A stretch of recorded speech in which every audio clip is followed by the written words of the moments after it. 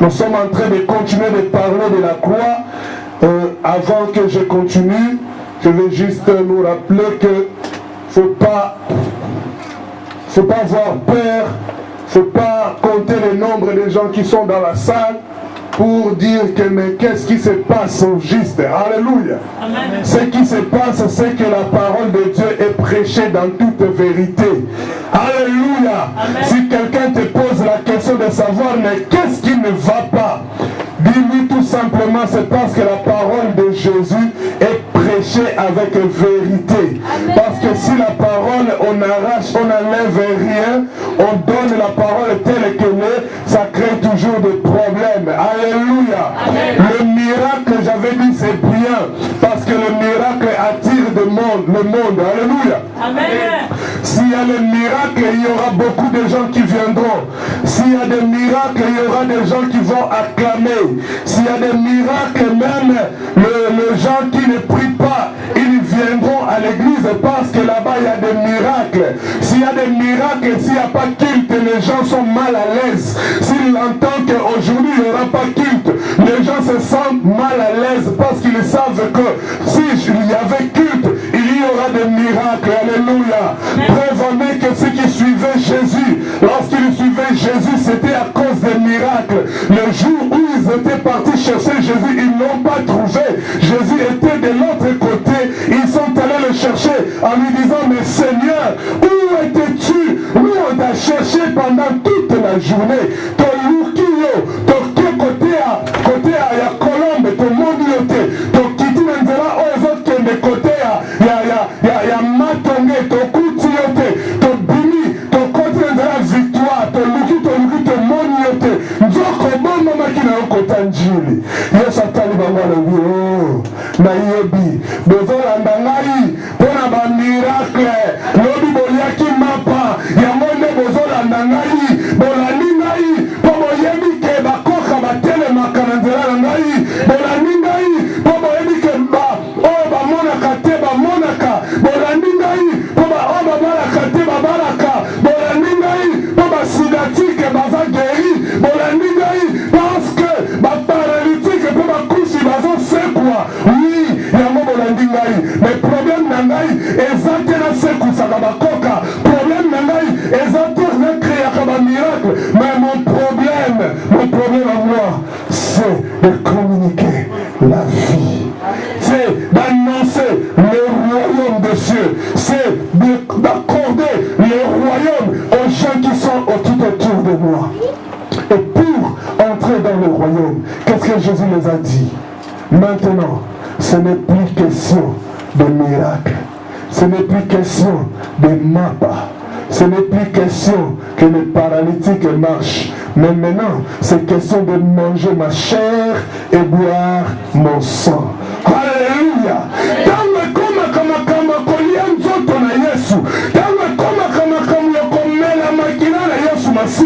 Ah, ma vraie chrétien, ma vraie disciple, ils ont soulevé. Miracle et s'arrêter la montée. Miracle kozala nango, mais miracle esalema sima na yo kolia nzoto pe komela makila na Yesu Masiya. Soki neno lie nzoto na Yesu te, neno meli makila na Yesu te, miracle na yo ekomema yo na liselo bien-aimé. Amen. Bato oyo bakokota mokonzi na likolo eza ba oyo balie nzoto na Yesu pe bameli makila na Yesu Masiya. Bato oyo basimbi ba miracle bango te, bato oyo bavivre na miracle bango te komana ngai te parce que nazalaka koka na kombo na Yesu Masiya na telema nde na kokota lela. Tu te trompes, bien-aimé. Na yo moto telemisaki koka kosatendre te ke na kokota mokonzi na likolo parce que na telemisaki koka. Tu te trompes encore, bien-aimé.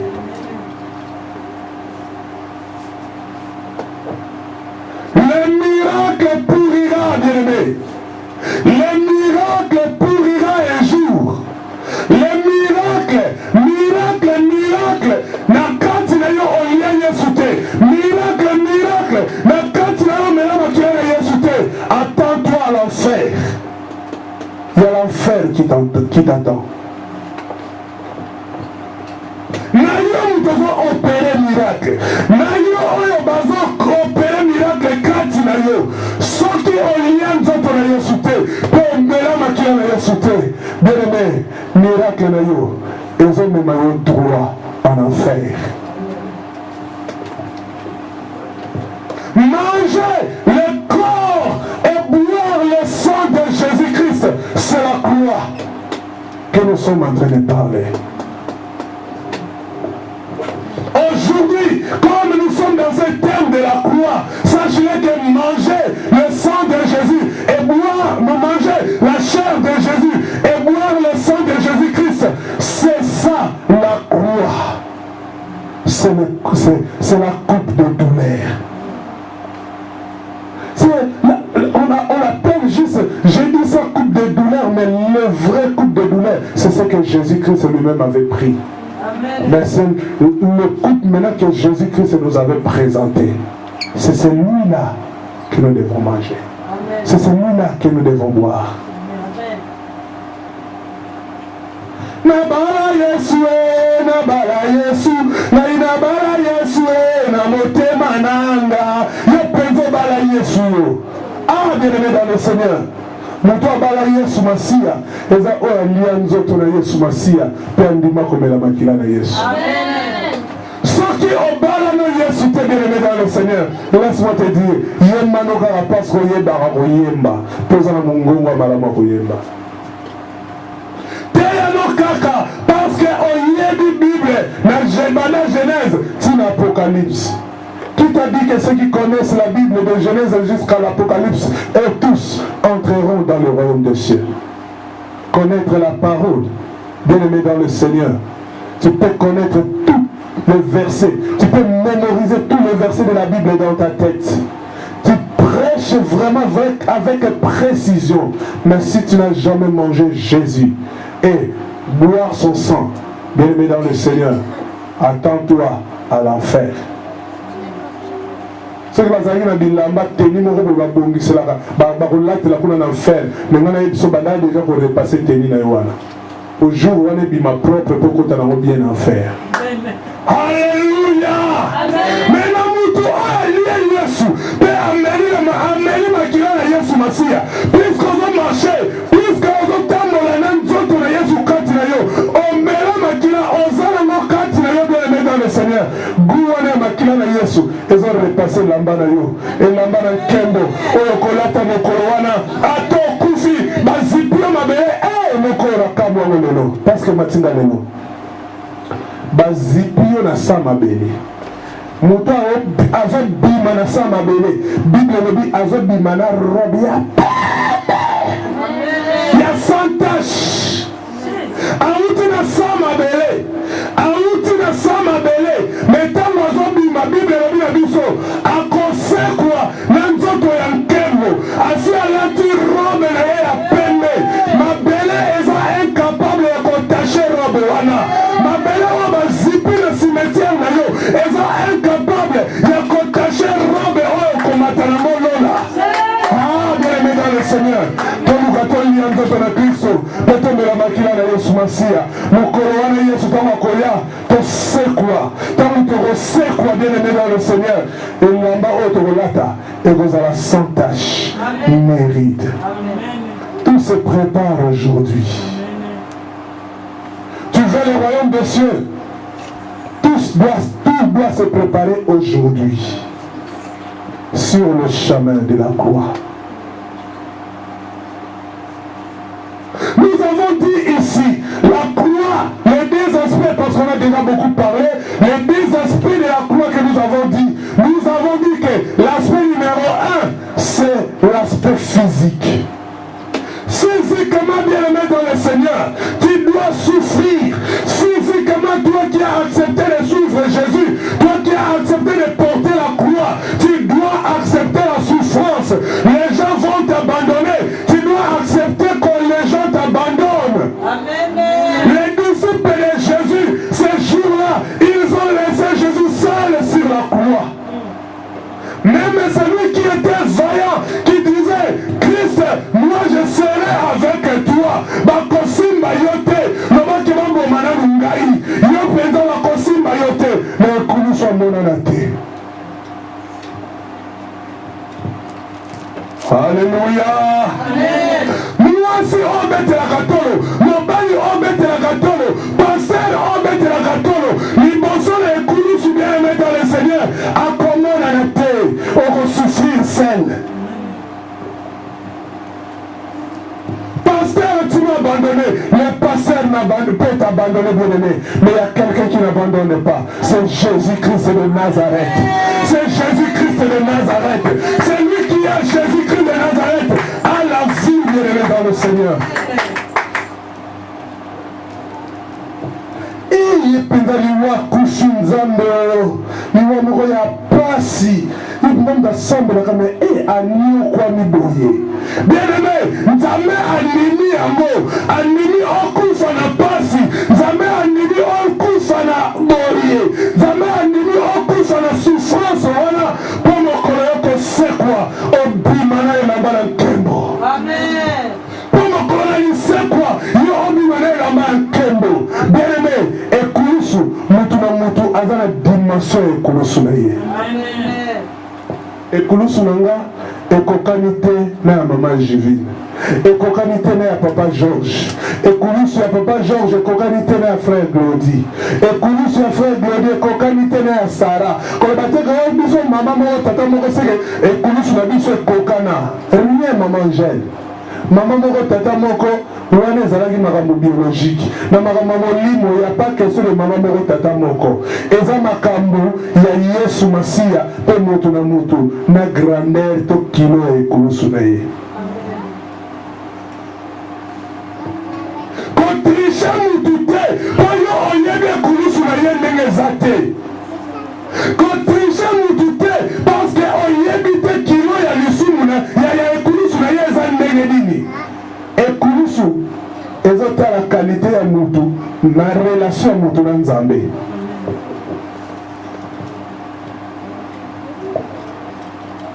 Ah, bien-aimé dans le Seigneur, la Bible, le disciple de Jésus-Christ dans la Bible, lorsqu'ils étaient appelés disciples, on nous a pas parlé de leurs actes qu'ils faisaient, qui étaient pécheresses. Mais je me pose la question, pourquoi on les avait maltraités? Alléluia. Amen. Si tu es disciple, la Bible nous dit, le disciple n'est pas plus que son maître. Mais le disciple, il fait tout ce que son maître fait. Alléluia. Amen. Si le maître est passé sur ce chemin, toi disciple, attends-toi aussi de passer sur le même chemin. Élisée, qui était disciple d'Élie, partout où Élie passait, Élisée était là. Il accompagnait son maître. Le jour où il a entendu que son maître doit partir, son maître veut être élevé, il avait suivi son maître. Il a dit, je verrai là où ton Dieu viendra te chercher. Il était tellement disciple, il passait partout où son maître passait. Tokokati sabibala makas, tokokati sanayo, parce que nous sommes disciples nayo. Aujourd'hui, les disciples d'aujourd'hui, il y a plein de disciples Géasi que de disciples Élisée. Je vais expliquer. C'est juste l'introduction, je ne vais pas encore entrer dans mon sujet. Je vais dire ceci. Les disciples Géasi et le disciple Élisée. Élisée était disciple de Élie. Et Géasi était disciple d'Élisée. Alléluia. Amen. Élisée est là, Élie est là, son disciple c'est Élie. Élie est là, son disciple c'est Élisée. Élisée est là, son disciple c'est Géasi. Élisée ne pouvait pas avoir un disciple pendant que Élie était déjà disciple. Il ne pouvait pas avoir un disciple pendant que lui-même était déjà disciple d'Élie. Alléluia. Je réponds. Élisée ne pouvait pas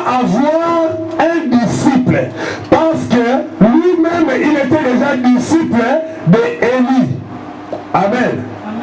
Mais le jour où Élie était parti, le jour où Élie a été enlevé, Dieu est venu chercher son serviteur.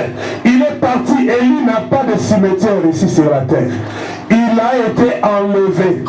Jésus d'ailleurs était entré dans le tombeau, mais Élie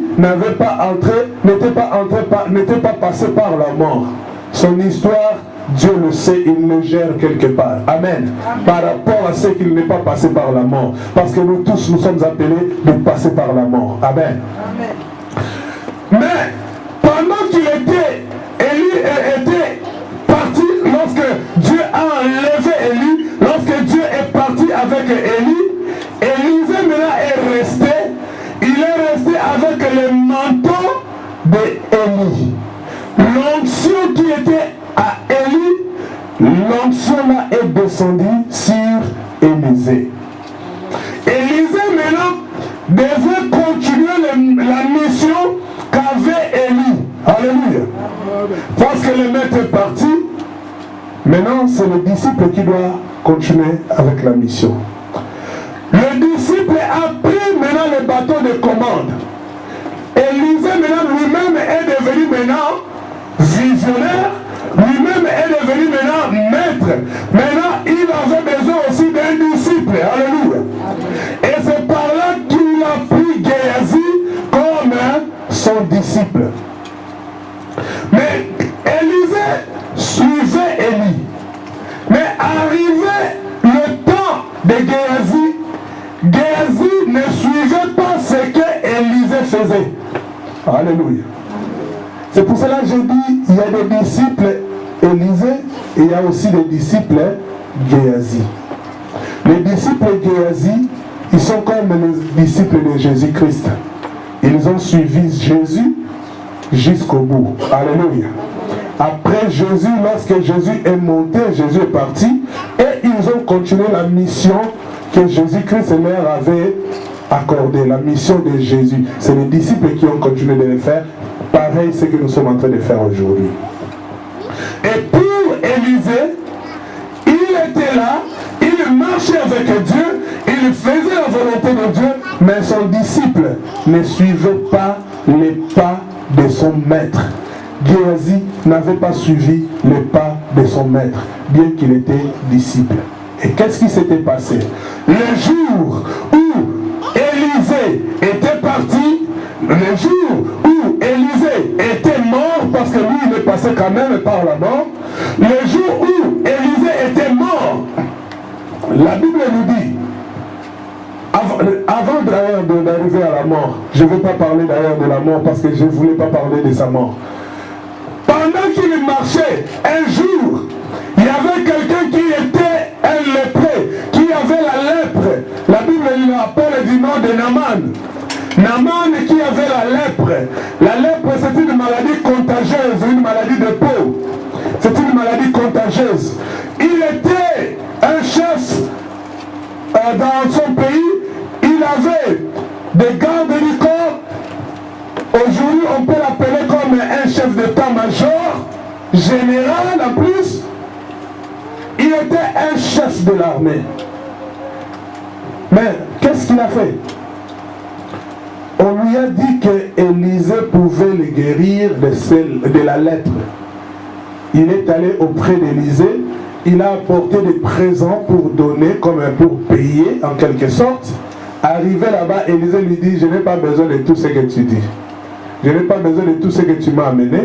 Je n'ai pas besoin de tout ce que tu m'as apporté. Toi, va seulement jette-toi 7 fois dans le Jourdain et la lèpre va finir. Le monsieur est parti. Il s'est jeté 7 fois. La lèpre était finie. Il était guéri de sa lèpre. Et après cela, Géasi maintenant, il est venu quand même me donner les rapports que oui, maître, la lèpre a fini. Il dit, bon, laisse-le partir. Quand il est parti, Géasi s'est dit, mais quoi? Qu'est-ce que mon maître a fait? Est-ce qu'à l'angwe, oh, amené le toko, amené diamba, oh, amené cocaïne, oh, et l'oronine est l'angwe ici, et n'est que 8-6. Avant de raison, dit non. na miracle oyo asale pa moto aza na bozwi boye tokotike boye te comme maître ye alingi te tozwa biloko wana ngai nakokende quand même na récupérer biloko wana ake na ndenge na ye na ndenge ya kinsoki akomi na nzela amoni namani na mosika namani zela omasa biloko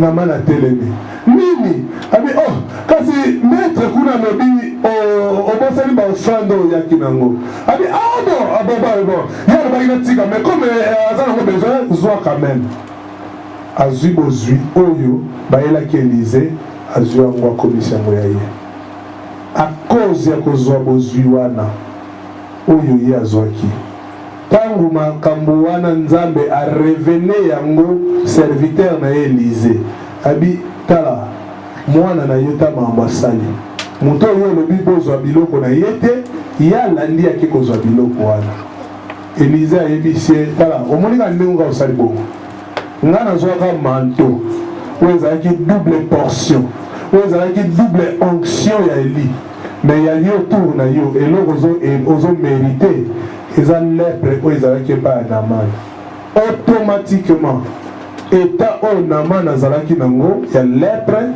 ya maladie ya maba oyo tolobi contagieuse oyo tolobi maladie de la peau automatiquement tikotaka ekoti na nzoto ya disciple na ye oyo tobengi Géasi. Amen. Keba kozala disciple Géasi, Luka ozala disciple Élysée. Alléluia. Na vie boya ozala disciple Géasi, mais Luka ozala disciple Élysée. Géasi mukolo mususu pa landaka Yesu atambolaka na Yesu. Mais atambolaka pe na Élysée. Abanaki pe moko kotosa, abanaka ne kotosa, mais akomi point moko boya boyi kotosa. À cause ya robo ya kotosa lèpre ya Namani ekoyela ye. Alléluia. Tokima lèpre. Amen. Na lobeli mutu te mais nazoko expliquer biso po tozala sage na makambu na Nzambe. Alléluia. Tozala ba disciple ya Yesu Masia. Tobi awa disciple asalaka comme son maître. Mais aleki maître na yete. Soki Nzambe a placé mutu moko liboso na yo po azala lokola maître na yo tosa ye quel que soit monene na ye quel que soit moke na ye quel que soit beauté to vilain oyo yazali tosa ye parce que Nzambe atie ye liboso na yo po akamba yo. Alléluia. Soki Nzambe atelemisi ye ata aza mwana mokie tosa ye d'abord soko tosi ye lipamboli esali nini ekiti likolo na yo. Amen. Awa tozolobela likambo na Yesu Masia lelo namoni lingala moto ezosimba tana ke na lingala awa tozolobela likambo na Yesu Masia yene maître na biso nyonso pasteur te maître na biso pasteur ye moko pe aza disciple ya Yesu Masia.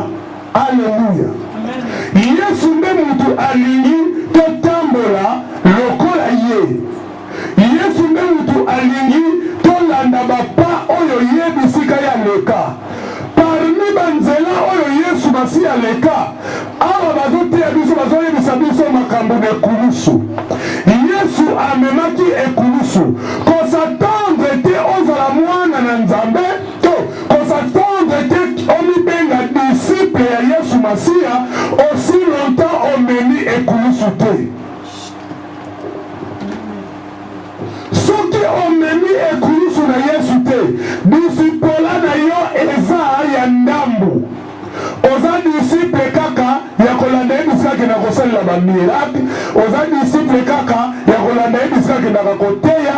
Mais oza disciple ya kosupporter souffrance oyo ya yokaki te. Alléluia.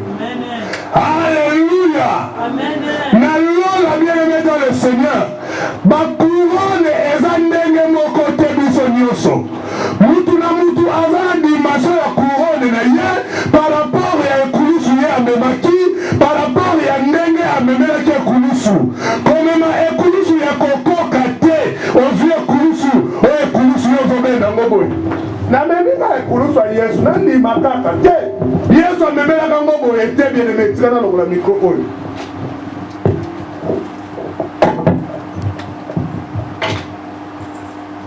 Ekulusu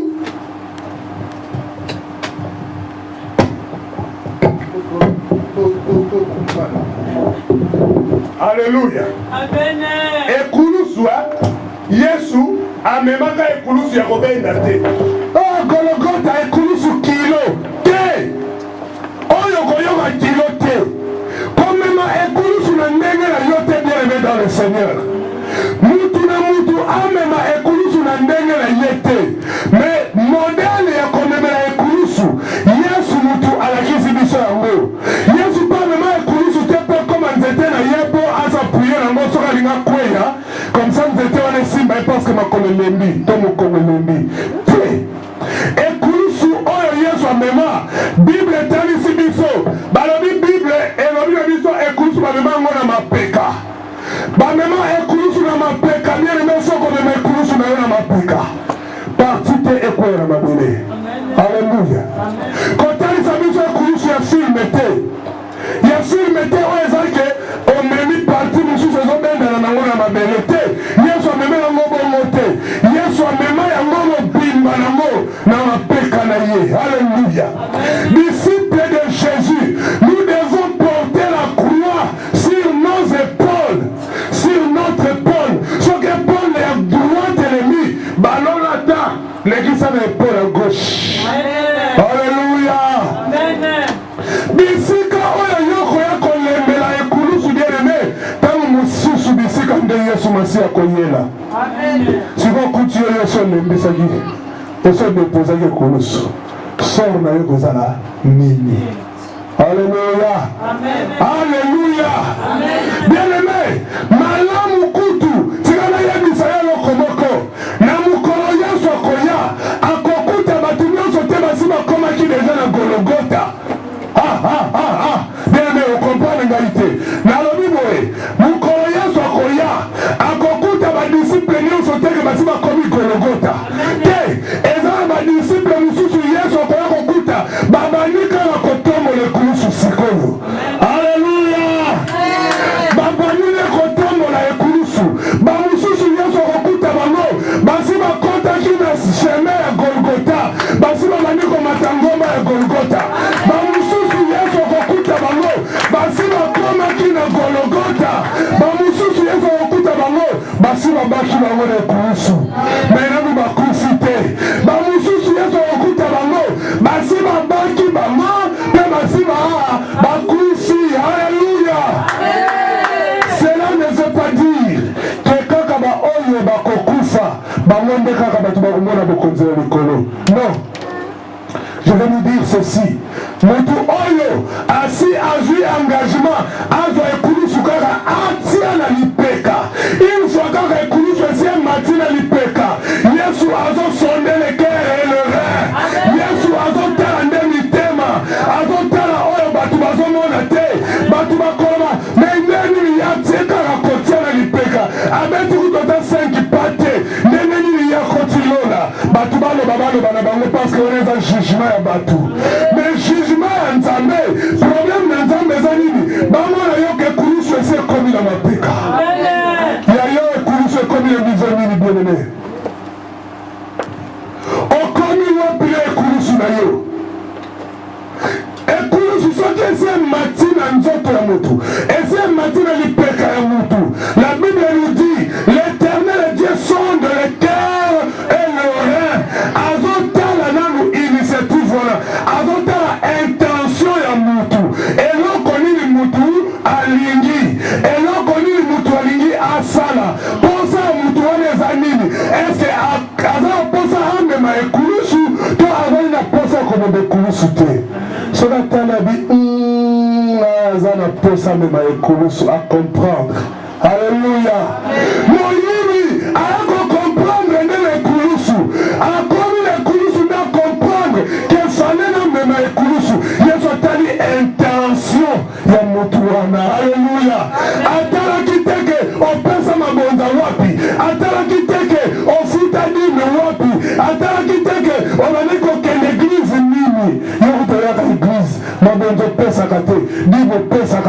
mais moyibi wana nzambe atangela mpe biloko wana te atanga te ke non na makambo ya nzambe eselaki na yo fala longola nanu moko na Johnny.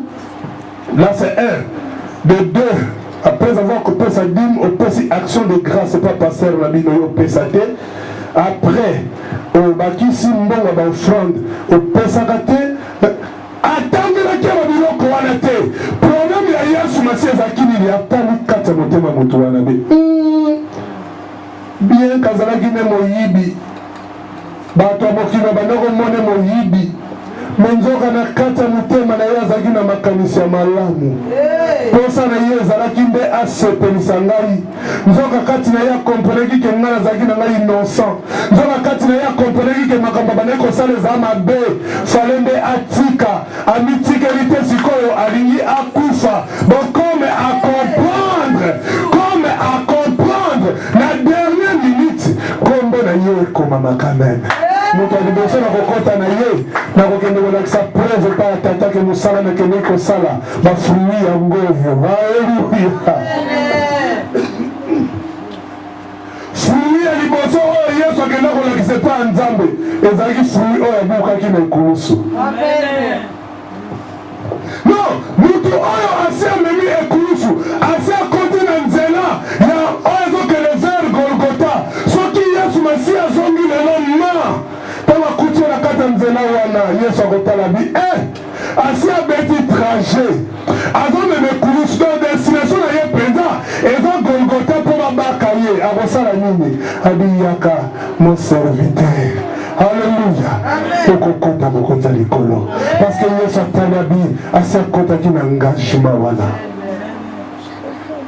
Yesu atali amoni mususu asi akomi na Golgota basi babaki ye azozela kaka batumba ye soki nini akokufa na ngwe soki mpe bakobomele kaka na douleur wana oyo ye moko azoyoka deja na ekulusu aya kutu likolo ekulusu na yo moko basi babaki yo bino bokokota mokonza likolo parce que Yesu Masiya ayebi akotala bi asupporte amemaki ekulusu akomi na moti na suka azozela kaka liwa na ye.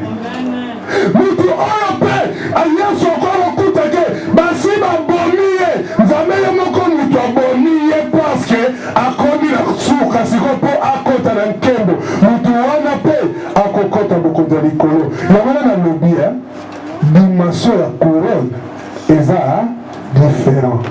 Mutu oyo asi akufi na ekulusu a cause ya Yesu Masiya couronne na ye kozala monene.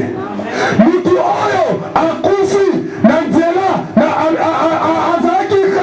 azalaki deja na nzela vers Golgota couronne na ye ekozala moyenne. Mutu oyo pa tomboli kaka couronne atomboli kaka ekulusu kaka mokie deja na nzoto na ye nzambe atali intention na ye couronne na ye mpe ya mokie akozwa yango. L'essentiel aneke akoti lola foi ya bato nyonso eza ndenge moko te. Couronne ya apôtre Paul ekozala différent na couronne ya pasteur Babi. Couronne ya apôtre Paul ekozala différent na ya Jean. Couronne ya apôtre Paul ekozala différent na ya Pierre. Mais bango nyonso badisciple mais nzambe azotala niveau ya ekulusu na yo ezalaki ndenge nini ogeraki yango ndenge nini. Est-ce que ezalaki moto ya kita mata kite alekita alemata oyo frère sœur Marie de Samoyemba ozwi ekulusu omemi ndambo komi place moko depose na pema ozopema Yesu aye akuti yo ozopemisa ekulusu atala oyo ebi ndeni bato bapemisaka ekulusu naza wana na kotiele na Bible pembeni bongo na explike ye parce que namoni akomisakanela ngai na explike ye juste kaka ntango elobi na explike ye bongo tokotala amona mpona komi kosambela yabosana ngai ntango ngai nazalaka eza nde kulusu okitisi na pembeni so Yesu aye kokuta yo na ntango ngai nazalaka akotika yo na position ya ntango yo ozalaka soko ndimi ekulusu na Yesu kende na moti na suka ndeko Patrice alobi jusqu'au bout je vais te suivre bon et mauvais jour. Bien-aimé dans le Seigneur, Nanzala et Kulusu, na bisengo, na pasi, na kolela, ndima kaka. Soki Nzambe ayeli yo litanga mayo melaka na nzela Kulusu wana ndima. Ndima okota lola na pasi, ndima okota lola na kozanga biloko kolia, ozangi libala, ndima okota lola, eza Kulusu na yo ndozo mema. Beko lukateke na fabrike libala na ngai, mpoka kapasi esi eleki, yo moko nisuili mwa mobali na yo na ndenge na yo, yo moko omisali libala na yo, papa utu amona ta emenga mobali yango te, comme tozalaka na biso na poto, awa eza mboka bana na bana, bana na bana, bosala yaka tovanda, problème eza te, yaka tovanda, bokofanda na ye te na lifelo kaka bongo na yaka tovanda. Quand on parle de la souffrance de la croix, quand on parle de la souffrance de la croix, tu dois les sentir au fond de toi. Moralement, tu souffres. Spirituellement, voire même, tu souffres. Physiquement, tu souffres. Autant il peut engayer. Nous avons moisi. Nous avons mobali. Nous avons rejoindre ma sœur. Nous avons rejoindre ma frère. Na bimite na mobali patali mobali yeyo penza. Mais on dimi on y okama. Pour la lokomo na Yesu Masia. C'est lui qui va chercher à sauver sa vie. Il va le perdre. Mais c'est lui qui va chercher, qui va accepter de perdre sa vie pour Jésus. La retrouvera. Amen. On parle de la souffrance, on t'a dit mbongo na poche exacté, mbongo exacté, mais on va tala penza biloko ya ngoyo, on peut relater la mboyo, mbongo exacté, on peut relier ta fumbwa, mbongo exacté. Le château rouge, il faut que ma caméra ezala na monter na ba magasin, na donc on ne peut pas côté ba teka fumbwa, surtout na ba chilo de ba teka la kango, na zuika ta moi liboke bongo na tie pembeni. On a béni si 3 Nicolas Messa, nous avons bendaki 5. Au fouteli 3, Bemos au foutelité. Nous avons yibi à 100%. Fallait qu'on te dise que nous faisons au foutel les 3 ou même nous avons nios. Bien aimé, Luka on y a ni pas na passi. Mais quand nous on y a ni pas na pété, on y a ni souni, on y a ma viande, si manamo kotanola. Quand on maté, on y a ma viande, on a la vie paisible, on a ma belle, si manamo kotani felo. Luka on mène vie à souffrance, nima vie à souffrance, on a ma belle, pour kotanola. Quand souffrir, t'es parce que souffrance est à la ranamo kaka. Quand souffrir, t'es parce que c'est la crise économique. Mais on souffrir parce que Jésus-Christ de Nazareth a l'igno au souffrir.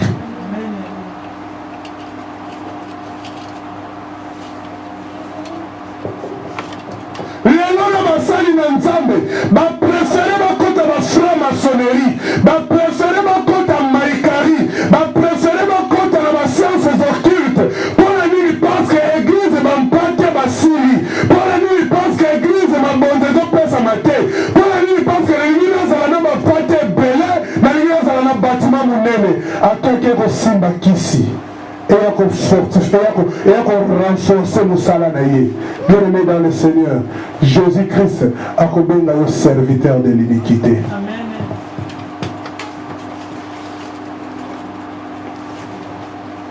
L'obus c'est que ça qui malfecté. Le nom Luka Okota, la processus est Kulusu. L'obus c'est qui mobali oh, basi bakuki kolekate fo zwa bango kaka. Lelo kota la processus est Kulusu. Pendant que Christ Jésus n'est pas encore revenu, Luka Okota la processus où comme na lola ezanzela ne Kulusu. Accepte de souffrir pour Jésus. Bafingi yo otali penza engaye nga penza opi ba Ah, bien-aimé dans le Seigneur. Malamu na souffrir na kota lola. Na souffrir na kota lola. Nazanga na naika la lola. Para ni batu wa lola na ye vilain boye. Alors, na lukana ke nego luka bisala sala pona koma beau, pona koma belle, pona kota bokonzali, pona batu ba mona ngai ke nazape motu. Wana tali peza ba période moko boye. On a un poto sika. Grande sœur Nangai, natina ba photo d'abord on a en Afrique du Sud. Ba tali ba photo, waouh, ba sepe là, ba non. Tala de naza qui toko en Afrique du Sud, na pesa na bato posa ko ya Afrique du Sud na quartier la biso. Ba o bazaki ke na ba ya Afrique du Sud, te bazaki na ba vision poto, ba katisi ba poto za trajet moulai. To ke nene fils qu'Afrique du Sud, tala master nenga konnu. Na komi poto na zuba photo na nga liboso na komi la poto na tini na Afrique boye sœur na nga binanga to kuto za yino na Afrique du Sud kitoko par rapport à ndenge komi na poto kuto baby sio vraiment avandi Nathalie na mona ngo normal à l'époque parce que na yebaki makamanzame na niveau haut te nazo kene na molelo lelo sikoto nazo te ya awa. Je me suis dit, période wana, oya lobaka na ngai ke nazalaki bien Afrique du Sud, soit yebaki vinga na bandai ko mener les vis-à-vis à Nzambe, bien que na bandai ko travailler na église, anaka benga ngo bien te. Par rapport à photo oya yaki o mona ngata na koti Hollande sika. Pourtant le koti poto na no zui mukanda te yebiki bo santu moko zalaka na biso. C'est pas que yo yaka mona muki ozo mukanda facilement. Mais yo vraiment dokola nga yo yoko na biso ta on aboira ngunda. Ba jeune ndenge wana. Pasteur bienvenue pour tout ça na bina pesa témoignage ne pasteur bienvenue tala mukie. Jeune tala mande sobele. Wana tokuta ine to bwaki ngunda sika. Pour la nini? Pour na katozo mukanda. De vivre à la poto entre guillemets pour na mususu pour basala musala nzambe mais pour nga ezaki pour na luka vie nanga vie ya mabele na général na commissaire bongo vie à lola et bongo vie à lola biloko mabele koleka tombe ma ekulusu bien aimé. La croix, je disais, c'est la souffrance. La croix, c'est la faiblesse de l'homme. L'homme est faible, il ne peut plus rien. La croix, c'est l'humiliation. Les gens t'humilient, ils te regardent. C'est ça la croix. La croix, c'est des larmes. La Bible nous dit que Yesu Masia a construit ma larme na biso mokolo wana na bokonzi ya likolo. Amen. Yo oyo lelaka ozolela non pas ozolela parce que ozoyoka soki ndenge te ozolela par rapport ya kombo na Yesu Masia ngai vraiment pasi aboye nakoki mpe kosala lokola basi nyonso ndenge basalaka nakende mpe atala telema na coin bakopesanga kutu mbongo koleka ndenge bango bapeselaka bango bambongo mena ndimika nazala boye mikolo na yo Yesu Masia Yesu yokela ngai mawa oleli otali mpenza ozokende feti basi bayema na bilambo olataka Yesu kake feti so alati oya rouge te so olata oya ble yango azalaka na ngo wana beleme ndima mekoluka te okende komikaba mpo mobali moko boye mpo somela robe ya sika okende nango feti nsima nango kota na yo lifelo ndima okangama na elamba moko omona bokonzi ya likolo kangama na elamba moko mpo na lokumu na Nzambe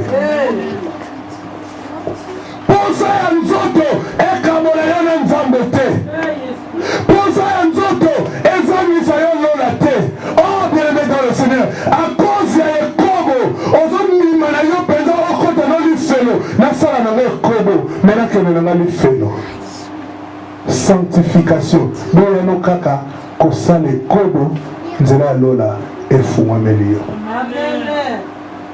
Et ça question de décision au thème. On dit que nous souffrir.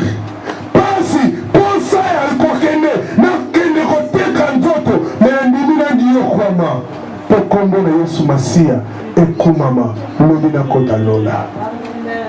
Combien de tickets au baby si bien aimé Nicolas Boyanda Banza? Combien de fois nous avons fraudé? Risque à Nengoana. Bakangi yo pe yo ka fumba na mande. Futa po futa kate. Bato SNCF kuna bazole la mbongo na bango. Kende ko tubela. Malaboni yo froda na batrabato. Tobenga ngo dette coloniale. Yo nini na dette coloniale. Futa. So ko futa te lela ka pana nzambe kende ko senga bolimbisi. Au salaire qui a une ignorance dans le moussous. Mais le moussous pour ça qui a avec connaissance. Pourquoi pas on dit ma souci pour la recours de Yesu Masia? Ah! Mais on commence à l'entendre pour une commission avec Théa. Alors dit non. Nazama a ticket. Il y a reconnaissance à Moussala Nzambe. Nathalie Nabi. Yesu pe mukolo mususu tana nakene ngambo mususu akomi na liboso ya mai akuti bapeshere bazate bato akotambola nango ezate po akati akene ngambo mususu maintenant ngakengakeke losala mosala nzambe atambola likolo ya mai nga mpe atambolaki likolo ya mai ofrodaki tata paster. Alléluia! Yesu abimaki na naturel, akoti na surnaturel. Mais oyo ya yo sali ofrode. Pambola nzambe tuwa kutaka bamonaka yo te. Poso bakangaka yo jour wana. Donc on va faire nga na pasteur. Mata! Ofrode. Alléluia! Tomi kiti satosenga bolimi sepa na nzambe. Ndima o souffrir.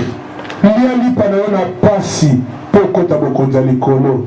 Koluka te ozo lipa na pete. Sima nango kende li felo.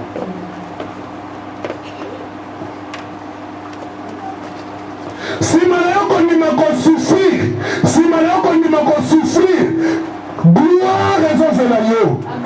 Gloire ezozela yo. Toteaki awa. Ke awa na mabele. Oyo yo perdre. Oko récoltango au centuple. Mais kuna na lona. Okozwa pe couronne o nzambe abongisi pona ba oyo bakolonga. Mais cela ne veut pas dire que nzambe akozela kati batu nyonso baya bananu kozwa ba centuple na bango awa na mabele. Bongo Yesu Masia koya. Ezala ba mosusu na santi yango bimoneli yango te. Yesu Masia ye. Alléluia. Amen.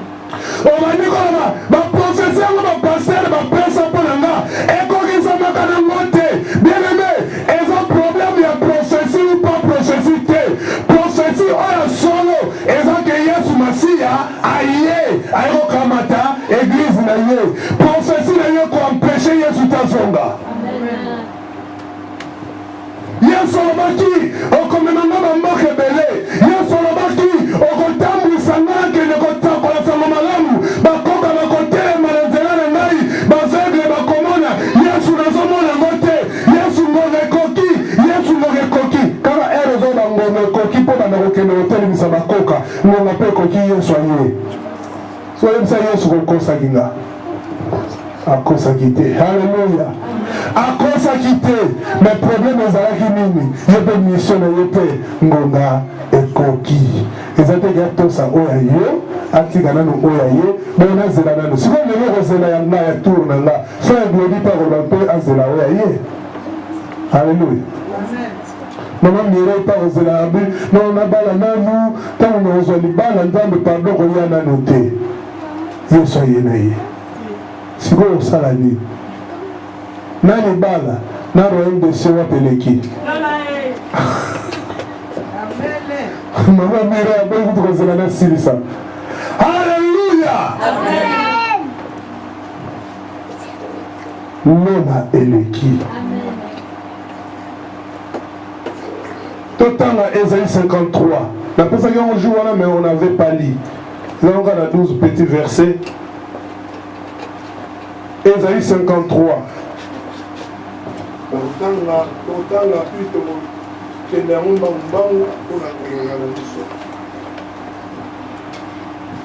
Ésaïe 53. Alléluia. Bible et le Bible, je lis au nom de Jésus. Oh, là-bas, tu as mérité. Ésaïe chapitre 53, à partir du premier verset jusqu'au 12e verset. Là-bas, tu as amen. Le chrétien va souffrir pour la Yesu te poigne. Patron na yoko tozala na maman. Patron na yoko tozala faire souffrir yo na position moko boye. Donc ozondima ya patron mais Yesu masi oboye ndima. C'est Jésus-Christ qui est le patron des patrons. Amen. Allez-y maman. Qui a pris à faire qui nous était annoncé. Naya ndimina oyo bayebisi biso. Qui a reconnu le droit de l'Éternel. Nani oyo azososo na tozo yeba loboko ya loboko na Nzambe. S'est élevé devant lui comme une faible plomb. Ah, vas-y. Comme un rejeton qui sort d'une terre desséchée. Il n'avait ni beauté ni éclat pour attirer le regard. Attends maman. Bien-aimé dans le Seigneur. Tangu ondimi komema ekulusu. Engina yebisa yo eloko moko. Yo oyo ondimi komema ekulusu. Yeba yango ke aspect na yo meme ego changer. Alléluia. Mutu oyo andimi amema ekulusu. Awa makambo bazoloba awa Ésaïe 53 bazolobela na bango ekulusu ya Yesu Masiya. Zela tolo okidanation oya comprendre yango malamu. Mutu oyo andimi komema ekulusu. Bien-aimé azalaka mutu ya esengo te. Aspect ya mutu echangeaka. Tango ekulusu etelemeli yo okomi moto ya mawa. Bato bazotala yo babi ye penza yo okoma boye po ya nini yo. Baza na miso ya molimo te. So baza na miso ya molimo bakokomprendre ke mawa oyo bango bazomona Nzambe azomona esengo kati na yo. Nzambe azomona esengo kati na yo. Vas-y maman. Et son aspect n'avait rien pour nous faire. Aspect na yo eza sous une influence moko te. Alléluia. Liboso ozalaki soki olati otelemi bato batali na mosika babi wana vraiment miazoya vrai chéri batali pena oh vrai jo azoya tala bila telemi tala élégance mais ntango ekomi makambo ekulusu moto andimi kolia nzoto mpo makila na Yesu Masiya aspect na ye eyatiraka susu motu te. Alleluya. Bato bakomi kotala yo bazotala babi oyo yango oyo nani Yesu Masiya balobi na biso Dieu qu'il était Nzambe kati na bato atonda na nyonso aza na bakalite nyonso mais Yesu Masiya jour wana balobi na biso azalaki na aspect moko te oyo akoki koatire ne siske mwasi oyo akoki koatire ne siske mobali aspect ya Yesu Masiya ezalaki susu bazokomprendre ye te mais oyo nani oyo tozomona mwa elenge oyo tobande komona ntango azokola awa bazotala bi mari mpenza aboti yoka mwa bogar aboti tala ndenge azokola mwana mari bazolula mwana mari bandakaka bumwana na ye me ekomi makambo ya nzela na ekulusu Yesu Masiya balobi na biso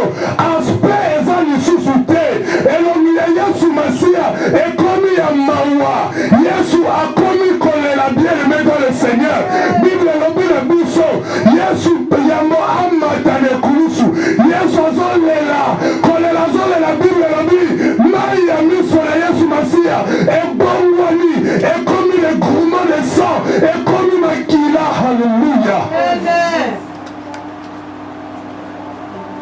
mai ya miso Yesu Masia ekomi makila pasi azotala pasi oyo alinga mema azotala mokumba alinga mema alitali mena za imansa pourquoi mokumba ya boye nini nasali nasumuki te nasali ekomo te nayibi te nasili te mabonza napesaka nini nafutaka nzambe nini nasali madame ekulusu oyo nini nasali mpona subir makambo ya boye kobanga nzambe nazobanga nzambe nabangaka yo papa me likambo nini kupi ya boye likambo nini souffrance ya boye alleluya maladi na ngai yesu amema yango andimi amema malade yo oza malade tika ngai yebisa yo yesu Masia andima kote charge na maladi na yo. Oh Jésus, tu es merveilleux papa. Nineko kabolanga na yo Yesu. Comme une faible plante, Jésus s'est levé. Azolela main miso bongo ni makila bien-aimé. Amen. Nani na mona moto te alela main miso bongo na makila. Ya yo kolela tango nelaka. Main miso ko bimé ko bimé suko na main miso kauki. Main miso kauki. Ya Yesu main miso zo kauka te. Pasi, bien-aimé pasi ya innocent, na pasi ya mutoza victime. Oza conscient ikamuya sa les différents bien-aimé. Kolela ya mutu oza innocent, na kolela ya mutu oza victime. Ayebi ke nazalaki likambo eza différent. Jésus-Christ n'avait rien fait. Tel est le niveau à kolela bien-aimé dans le Seigneur. Yozole nozolo banzamba yokelo mawa bien-aimé. Tant nozolo yoba makambo nozoka pasi na motema na ngai. Nozo sentir kolela kati na motema na ngai. Yozolela ozolo banzamba yako secourir yo. Kolela no kutuma ya misu na yo. Et comme tel est le niveau à kokoma makila très bien-aimé. Ozo sena déjà secours. Mais ya Yesu Masia Bible lebi ya biso. Maya miso bimi motoki bimi maya miso esangani na motoki ekiti kote ekomi okita ntina monoko akomi kolia yango. Alleluya. Motoki ekomi kobima ya makila maya miso ekomi kobima ya makila elongi na Yesu ekomi mai na makila elongi na Yesu ekomi ya mai na makila bisika mutoki fo bima mutoki ebimaka ya mai mutoki ekoma bima ya makila bisika mai ya miso bima ya mai ya miso ekoma bima ya makila. Aspect na ye changé à cause de la souffrance. Bien-aimés, nous devons souffrir pour Jésus. Accepte la souffrance pour Jésus. Église de Jésus, les gens n'aiment pas qu'on prêche sur la croix.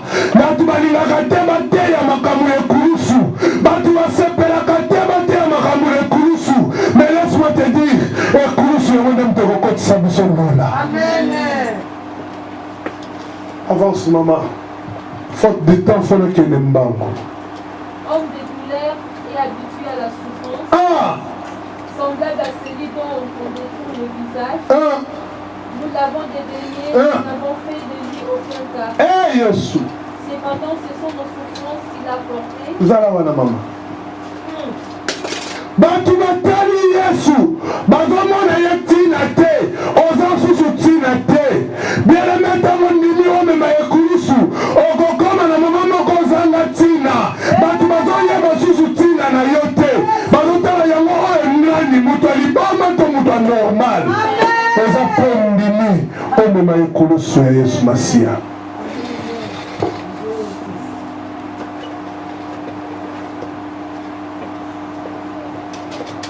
Vie chrétienne, batera biso ngo malamu penza te ba côté mosusu. Côté mosusu esunga biso poto koma o déjà tozali. Mais lelo tozo comprendre susu na bozindo makambo ebele oto yebaki te. souffrir pour Jésus. Amen. La croix, bien-aimée dans le Seigneur, c'est la souffrance. Noé dans une décision, Nzambe a une décision, alors que si Noé tombé dans un bateau, na petit moussou te a gonflé.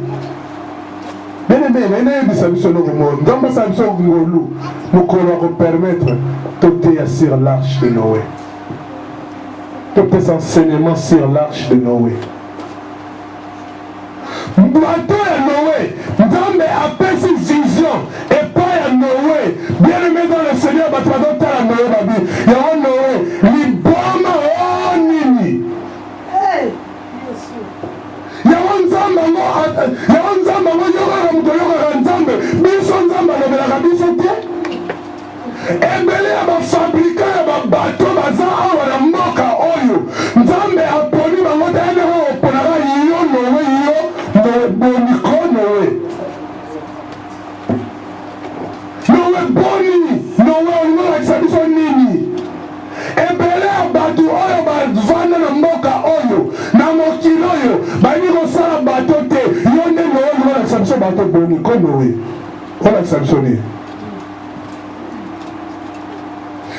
Nzambe walobeli yo Noé aya mpe kolobela biso aya mpe kolobela bato wana mosusu Noé abingai nayoki Nzambe alobi na ngai natonga nayoki Nzambe boya kosunga ngai totonga bato toboyi te totambola na biso ntango molai na babato tokendaka na biso bapeshe na babato me Nzambe alobi na ngai bato wana te nde moto ekobikisa bato Nzambe alinga boma mokili nazotonga bato oyo Nzambe alobi oyo ekoki kosauve bato bien-aimé dans le Seigneur. Ah, ça c'est une révélation.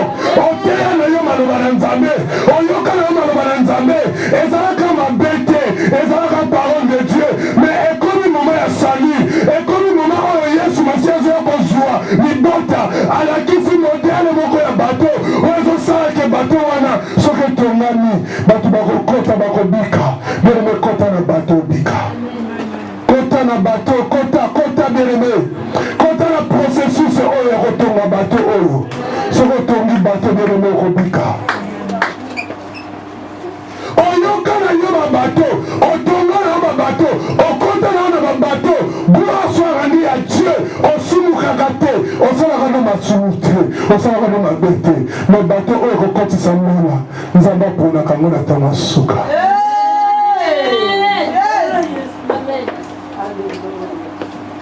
na suka Nzambe aye korevele Noé batali babi Noé obeli liboma oyebi combien de constructeurs ya babarke oyo bakenda sango batonga bapakebo yo olingi to explike yo oyebi moto atonga pakebo ya liboso Noé olingi oleba na biso nini oyebi moto atonga pakebo oyebi asala combien de temps atongi yango wapi yo ozokende kotonga bato d'abord ozotonga ngo likolo ya ngomba vraiment Noé oza na makasi ya kobenda bato wana tokende okitisa ngo sika meza Noé motumo na omona neti quelque chose qui ne va pas moto oyo azwaka vision na Nzambe bato bamonaka ye neti motu ezosala te Joseph Nzambe apesi ye vision bandeko na ye na bafamile babi yo mutunu ezosala te biso nga tata na yo na mama na yo na bandeko na yo toko ngumbamela yo boniko Joseph yo mwana obotami lobi awa boniko Joseph azokoénerve baparent azokoénerve bafamille nzoka vision ezalaki ya solo fale kokisama. Nous sommes au temps de la fin. Nous sommes au temps de la fin. Je retourne à la croix. Maman, continue à lire. Oh Jésus. C'est de nos douleurs qu'il s'est chargé et nous l'avons considéré comme puni. Frappé de Dieu et humilié. Batu batali, balobi mutu oyo penza. Bon, eloko ya meni kati na ye. Oyo meni si ye. Oyo sali kakende baka ele kurusu. Les enfants ils se suivent ici. Faut pas déranger. Eloko oyo sali ke bak mema ye ba condamné sur la croix. Ezalaki nango makambo oyo oyo asalite ezate ke Yesu asumukaki bien-aimé asalaki nde lisumu te ezalaki nde masumu na ngai na yo maladi oyo ngai na yo baprobleme na ngai na yo yango nde Yesu amemi me yo kasi koyo na tour na biso ntango tozotala Yesu tozokanisa nini tobi tala masumu na ye Nzambe abeti ye yango bazoloba wana bato batali peuple etali babia omoni makambo bandeki kolobake ye aza le roi des juifs omoni Nzambe ndenge abetaka bosakanaka na Nzambe te Nzambe basakanaka na ye te Nzambe moto abeti ye ndenge aza wana tala ndenge akomi tala elongi na ye ndenge ekomi aza susu na valeur te Dieu l'a frappé bato bakani basali mpenza bakalikili na bango babi Nzambe abeti ye oyo eza punition na Nzambe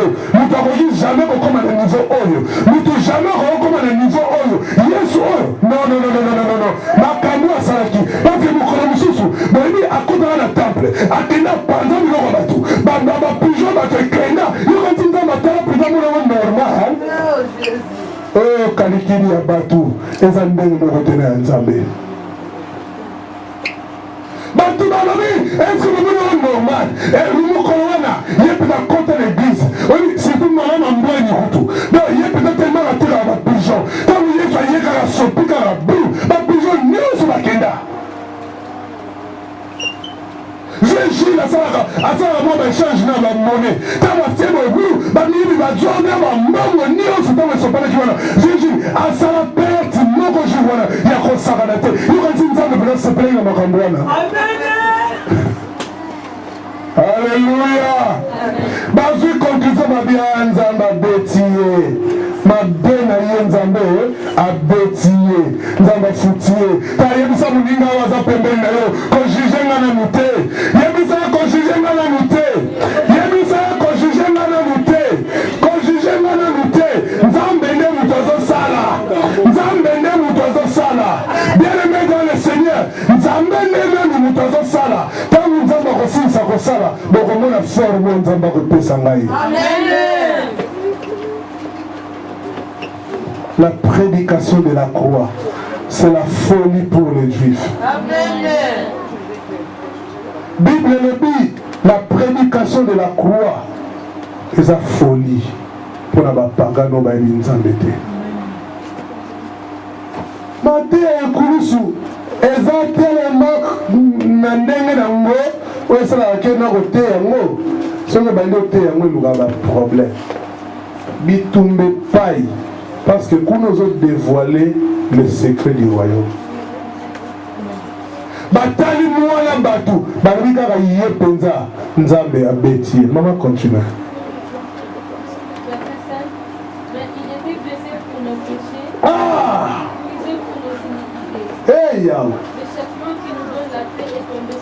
eza nefimbo azozwa likolo na masumu na ngai na yo totika kobo olingi kotika kobo te totika moyibi olingi kotika koyiba te tika kolongola bazemi olingi kotika kolongola bazemi te bima na mabala bato olingi te tika kosinga olingi te lokuta elobi ngai yeyo orgueil kutu toloba te so balobi kutu koyina yo nde moyini ya liboso kojuge baninga toloba te na basali na Nzambe yo kutu kotuka na bato oyo baza na bango bapate simple yo nde opakatisaka bango ndako ya Nzambe likolo na yo nde Yesu azoniokwama likolo na yo nde Yesu azofingama vas-y maman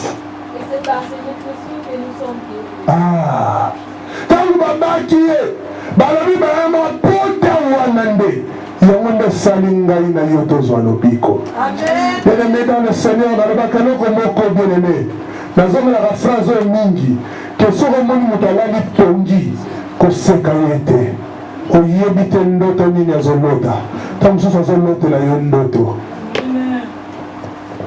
ntango omoni moto alali pongi kobanda nano koseka te koloyela kojuge ye te ntango mosusu azolotela yo ndoto ntango akolamuka koyebi biso ndoto vi na yo ebongi continue maman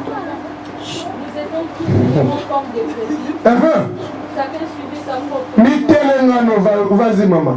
Et l'Éternel a fait retomber sur lui l'iniquité Il a été maltraité et opprimé. Zéla. Bien aimé, tozala ki mutu na kuena ye. Ni telengano on a nord, on a sud, on a ouest. Mutu na mutu moyen à s'en sortir. Na débrier kaka. Vie awa, rebalobi débriez-vous. Oh, chacun pour soi, Dieu pour tous. Yesu atali pona makambalo biko. Adi soki na tiki bango na système ya chacun pour soi, Dieu pour tous. Bango ne sera que de l'ifelo. Pour muta yebi nzela azate. Comme ngana yebi nzela na salamini na mi pesa. Pona bango nyonso tanga mipesi asangisi biso onga muyanzi onga muzombo onga Sri Lanka onga naza mutu ya Vietnam onga naza soki Suisse onga naza français bino moko moto moko papa moko mama moko lobiko moko mokonzi mpe kaka se moko mokonzi nani Jésus-Christ de Nazareth. Coopération zosala zosouffrir na moza ya ngai na ye bolebe. Mais coopération yango yoka minyoko. Continue maman. Ngonga penza fallait que bête nyonso. Maltraité et opprimé. Et il n'a pas ouvert la bouche. Ah, akoleba nini innocent qu'il était. Semblable à un agneau qu'on amène à la boucherie.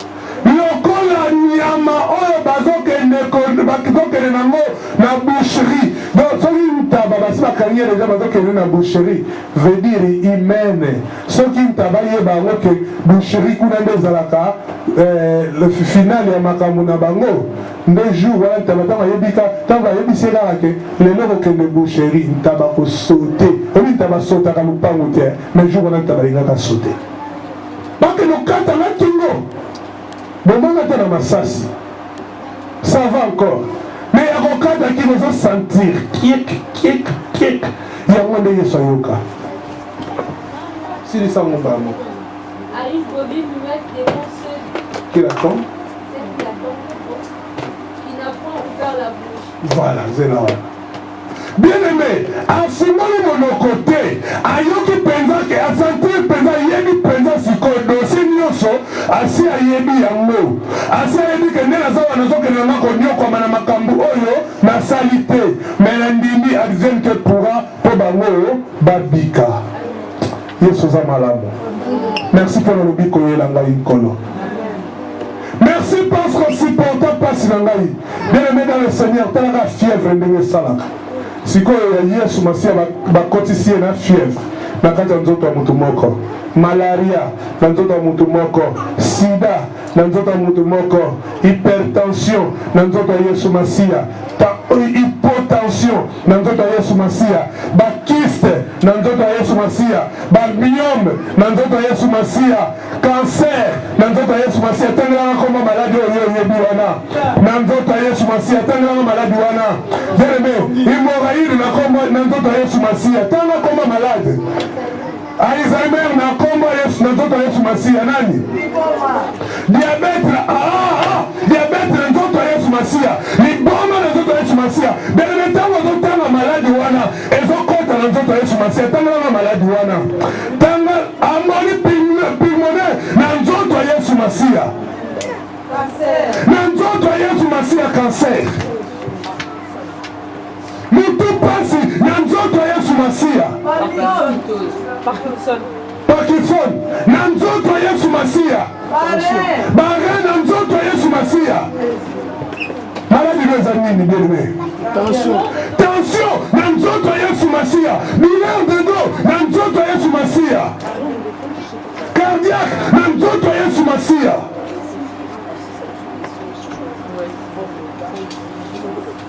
Oh, batanga bakoma ya malade. Batangi bakoma malade. Malade nyonso mokili. Prostate na nzoto ya Yesu Masia. Po apesa bomoi. Po apesa guérison. Po apesa guérison. Po apesa guérison. Oza motone esengo. Parce que Yesu amena malade na yo. Akotisa yango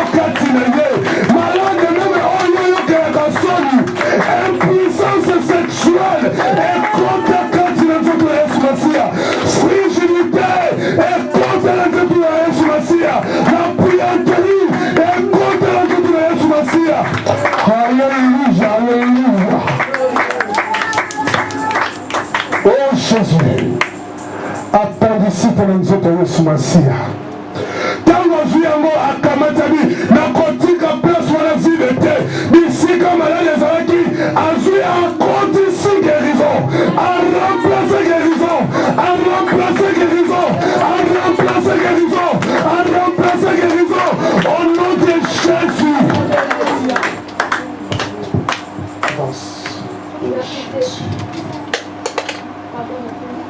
Il a été enlevé par la moite et le châtiment, et parmi ceux de sa génération qui a cru qu'il était responsable de la terre de vivants, et frappé pour le péché de mon peuple. On a mis son sepulcre parmi les méchants, son tombeau avec le riche, quoiqu'il ne point commis le violence. Bien-aimé dans le Seigneur, asali mabete mais bazouye baklasse ye na milieu ba méchant, bazouye baklasse na milieu ya bato oyo baza coupable na mabe na bango oyo basali. Nzoka aza innocent, bien-aimé dans le Seigneur, innocent que tu es, mais bazozwa yo bazoklasse yo na liste ya bamilibi, bazozwa yo bazoklasse yo na liste ya basi na ekobo. Bien-aimé soki lobi ozalaki mwasi na ekobo, lelo okoma mwasi ya Yesu Masiya, identité na yo Yesu a changé yango. Soki ozalaki mobali ya ekobo, Yesu a changé identité na yo. Soki ozalaki mutu ya malade, Yesu a changé identité na yo. Soki ozalaki mutu ya problème, Yesu a changé identité na yo. Na nzela na kufa na yo ekulusu, il s'est donné pour que les paralytiques marchent.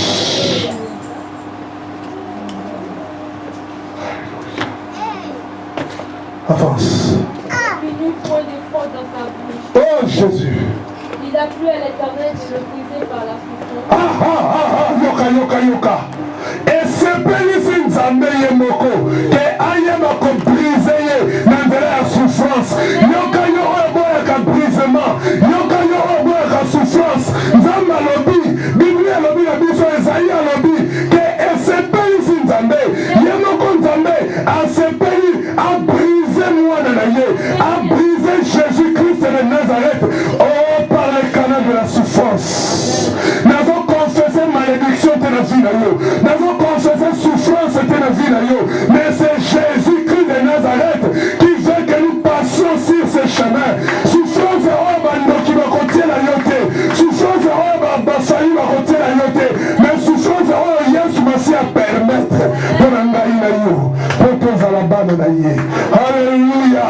Alléluia. Yesu Masiya a souffert, mais Bible le dit à biso, Nzambe mutu asepeli, Nzambe mutu asepeli, bien-aimé dans le Seigneur, na makambo oyo Nzambe abongisi mpo na lobi na yo, na bulamu, na bolamu na Nzambe, mpo na biloko ya kitoko oyo abongisi mpo na ngai na yo, bien-aimé, aplace souffrance moko boye, yambo tokoma, bisika biloko ezali.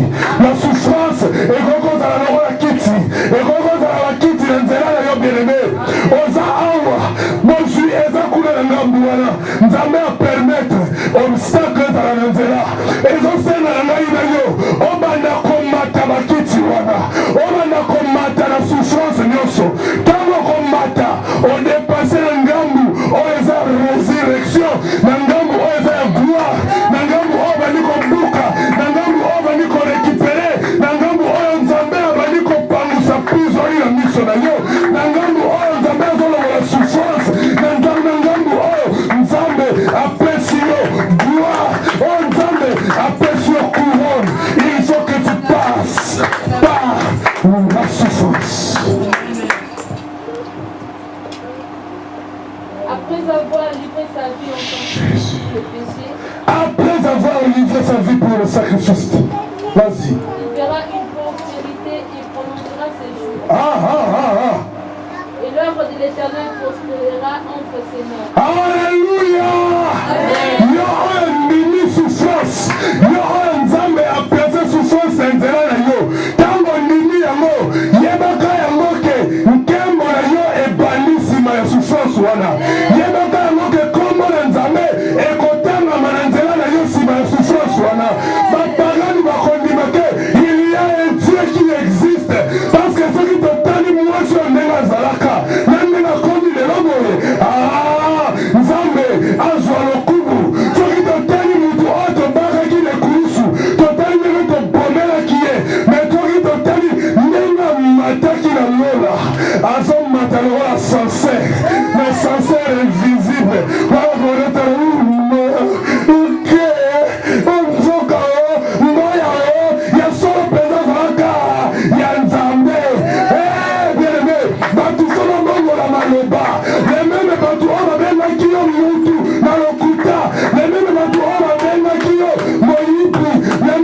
bato oyo babengaki mwasi na ndimba mobali ya ndimba na meme bato oyo babengaki ozoba babongo na maloba baba na koloba assurément celui-ci est un enfant de Dieu, assurément celui-ci il est Dieu, assurément celui-ci il est un fils de Dieu, celui-ci il a Dieu en lui.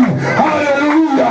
Comme on Nzambe etangami na nsima ya souffrance ya Yesu Masiya. Bible les nations tout entières bakomi sauvées au travers de Jésus-Christ de Nazareth.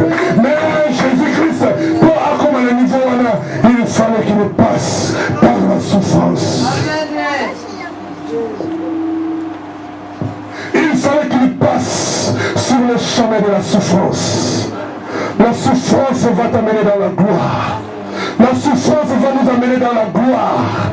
Pendant que Batumazoboya yo, Batumatiki yo, bien-aimé Yesu atikala ye moko le kulusu. Batunyonso bakei, Batunyonso bakei. Tata pasteur, yo mutozo yo kala lelo. Tiranga na yebisa yo. Oh, comme une étape, bambate nyonso bakei. Mais soki oza kati na nzela na Nzambe, soki ozo mema ekulusu na Yesu Masiya, tiranga na yebisa yo. Sima na bango kokende, kembo na Nzambe zobanda, kembo na Nzambe zobanda, kembo na Nzambe zobanda, kembo na Nzambe zobanda. Nzambe akopangisa bizoli na yo. Le problème qui est là, reste sur le pas de Jésus, reste sur le pas de Jésus. Peu importe ce que le monde diront, peu importe ce que les gens peuvent te juger, mais crois que tu es Dieu. Aussi longtemps que tu seras Dieu, avec Dieu, il y a encore la gloire, il y a encore le succès, il y a encore le miracle. Alléluia. J'aime Jésus parce qu'il n'abandonne pas. Au combien de versets? Si nous sommes dans la mort, RC coquille, la seule avec ici. À cause du travail de son âme, il rassasiera ses regards. Alléluia. Par sa connaissance, le serviteur juste ira beaucoup d'hommes. Alléluia. Et il se chargera de leur iniquité.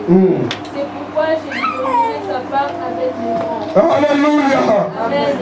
Il partagera le butin avec le puissant. Alléluia. Livré lui-même à la mort. Oh Jésus. Et qu'il a été mis au nombre de malfaiteurs parce qu'il a porté les péchés de beaucoup d'hommes et qu'il a intercédé pour les coupables. Amen. Amen. Est-ce que nous pouvons acclamer pour Jésus? Acclamons pour Jésus. Acclamons pour Jésus. Acclamons pour Jésus. Acclamons pour Jésus. Acclamons pour Jésus. Acclamons pour l'œuvre de la croix. Acclamons pour l'œuvre de la croix. Bien-aimé dans le Seigneur, je veux te dire une chose. Les choses qui se passent aujourd'hui, c'est ça le Dieu qui peut comprendre. C'est ça le Dieu qui peut savoir ce qui se passe. Alléluia. Bible Elohim a dit ça. Nzambe a dit ça. À concert, à soir, dit ça. Notre grand, lorsque tu vaincras, la Bible nous dit à tout celui qui vaincra, à celui qui vaincra, à celui qui vaincra, une couronne de vie est bien réservée. Oh bien-aimé, persévère avec Jésus, persévère même dans la souffrance, parce qu'après cette souffrance, il y a une forte gloire. Au confine de la Mikolo, Zamba confine de la Mikonzi, Zamba confine de la Tuminene, Zamba confine de la Roi, Zamba confine de la Roi, Joseph, son fils de la Solo, Zamba confine de la Mokonzi, Zamba confine de la Mokonzi, bien que ma doitelle me la caillé, bien que Bitumba, bien que ma citerne, mais sous Joseph est à côté de la Mokonzi, Joseph est à côté de la Mokonzi. Bien-aimé dans le Seigneur, yo ondimi processus et kurusu, yo ondimi comme un kurusu. Laisse-moi te dire une chose que Nzambe a fait asseoir ma grand. Nzambe a fait son grand. Est-ce que Nzambe mutu on Nzambe linga fani sana barua? Est-ce que Nzambe mutu on Nzambe linga fani sana grand? Nzambe a confirmé sana grand. Komita la oyo zate. Ndimana me kurusu na yo. Sima ne kurusu. Nzambe a confirmé sana grand. Nzambe a confirmé sana yo na grand. tokofanda na milieu ya bagrand. Yesu alobi bisika oyo ngai nazali bino mpe bokozala wana. Na moto oyo akolonga akofanda pembeni ya Yesu Masiya. Moto oyo akolonga akofanda pembeni ya Yesu Masiya. Bisika oyo tozala posa ya mwinda te. Kaka nkembo na Nzambe ezokoeklere ville mobimba. Nkembo na Nzambe ezokoeklere Jérusalem. La gloire de Dieu, c'est la gloire de Dieu. On n'aura pas besoin de la lumière. On n'aura pas besoin de la lumière. Parce que Dieu sera là jour et nuit. Il sera là permanent. Parce qu'il n'y aura pas la nuit. La gloire de Dieu, c'est la gloire de Dieu qui va éclairer. C'est la gloire de Dieu qui éclaire Jérusalem. La nouvelle Jérusalem sera éclairée par la gloire de Dieu. Oh, grande baya santa glory. Bien-aimé, ton consomme, ton âme, tu es sengo. Prisonnier, nous faisons un cosila. Nous allons comprendre ce prisonnier de Dieu à cause de la croix. À cause de la croix de Jésus. Alléluia. Commence à élever Jésus. Élève Jésus, bien-aimé. Élève Jésus. Élève Jésus. Élève Jésus. À cause